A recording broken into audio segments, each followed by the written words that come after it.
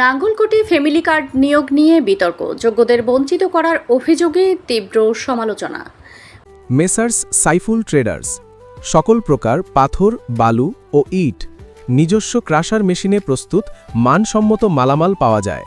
কুমিল্লার নাঙ্গলকোট উপজেলায় family card, শুমারির মাঠকর্মী ও supervisor নিয়োগকে কেন্দ্র করে দেখা দিয়েছে বিতর্ক।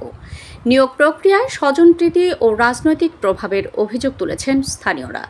অভিযোগ রয়েছে, যোগ্য অনেক আবেদনকারীকে বাদ দিয়ে বিতর্কিত ব্যক্তিদের নিয়োগ দেওয়া হয়েছে। এ ঘটনায় ক্ষোভ প্রকাশ করে নিয়োগ প্রক্রিয়ার স্বচ্ছতা নিশ্চিত করার দাবি জানিয়েছেন ভুক্তভোগীরা। অভিযোগকারীরা বলেন, বিষয়টি তদন্ত করে প্রকৃত যোগ্যদের মূল্যায়ন নিশ্চিত করা প্রয়োজন। অন্যদিকে সংশ্লিষ্ট কর্তৃপক্ষের বক্তব্য অনুযায়ী সকল অভিযোগ খতিয়ে দেখা হবে।